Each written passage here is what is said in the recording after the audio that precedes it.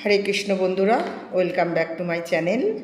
সকলকে অনেক অনেক শুভেচ্ছা জানাই এবং আমার ভগবানের চরণে প্রণাম জানিয়ে আমি আজকের দিনটা শুরু করে দিয়েছি।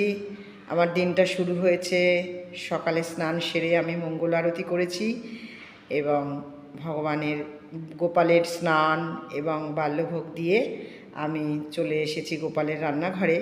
তো সেখানেও একটু আমার আজকে তাড়াহুড়ো আছে, কেন আমার যিনি গৃহকর্তা উনি আজকে আবার সিরিয়ালে শ্যুটিং করেন, তো উনি বেরিয়ে যাবেন, আজকে কল পড়েছে ওনার।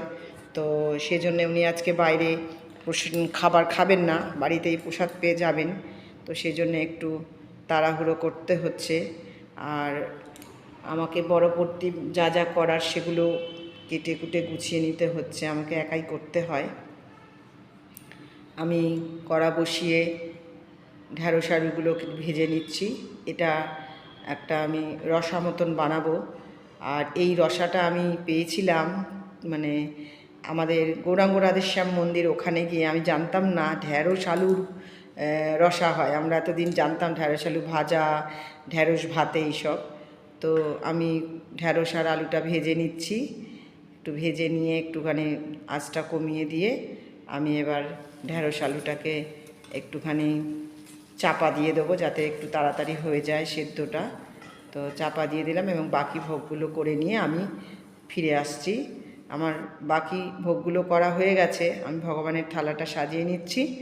আমি থালার ওপরে দিয়ে দিচ্ছি অন্নগুলো একটু ছড়িয়ে গেছে, একটু সুন্দর করে গুছিয়ে নেব বেড়ে নেওয়ার পরে।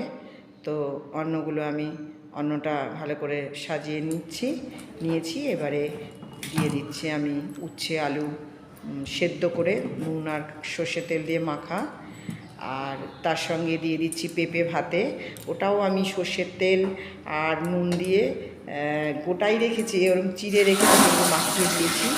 এবার আমি দিয়ে দেবো যে ঢ্যাঁড়স আলুর রসাটা করেছিলাম, ওটা আমি জিরে গুঁড়ো, কাঁচা লঙ্কা, কালো জিরে এগুলো দিয়ে করেছি এবং নামানোর সময় হালকা একটু গরম মশলা দিয়ে দিয়েছি। এটা খেতে ভালোই হয় বন্ধুরা। আর এবারে আমি থালায় দিয়ে দেব কয়েক টুকরো শসা গোল গোল করে কেটেছিলাম। এবার থালা আমি নিয়ে চলে যাব ঠাকুর ঘরে, ভগবানকে ভোগ নিবেদন করব। তো আপনারা সঙ্গে থাকুন।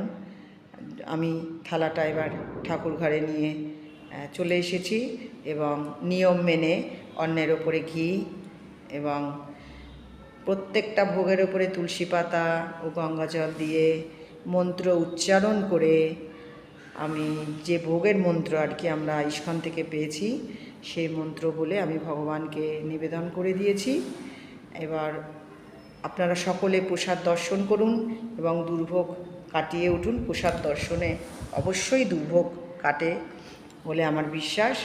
এবার আমাদের প্রভুকে আমি প্রসাদ দিয়ে দিয়েছি। উনি টেবিল চেয়ারে বসে প্রসাদ পেতে স্বাচ্ছন্দ্য বোধ করেন না, হাজার বললেও হবে না। তো উনি মাটিতে বসেই প্রসাদ পাচ্ছেন। ওনার প্রসাদটা পাওয়া হয়ে গেলে উনি আবার বেরিয়ে যাবেন। তো উনি নিজেও যেহেতু শুটিং লাইনে আছেন, ওনার কাছ থেকে আমি কীভাবে তুলতে হয়, কীভাবে ক্যামেরাটা ধরতে হয়, এগুলো অনেক কিছুই শিখি। তো উনি ওই জন্য হাসছেন যে ওনার আমি শুটিং করছি। তো উনি খেয়ে দিয়ে প্রসাদ পেয়ে রেডি হয়ে উনি বেরিয়ে যাচ্ছেন। তো এবার আমি একা এবং আমার অন্যান্য যা কাজকর্ম আছে সেগুলো আমি সেরে নেব। তো আপনারা সকলে আমার এই ভিডিও যদি ভালো লেগে থাকে, লাইক, শেয়ার, সাবস্ক্রাইব, কমেন্টস করতে ভুলবেন না। দেখা হবে পরবর্তী ভিডিওতে।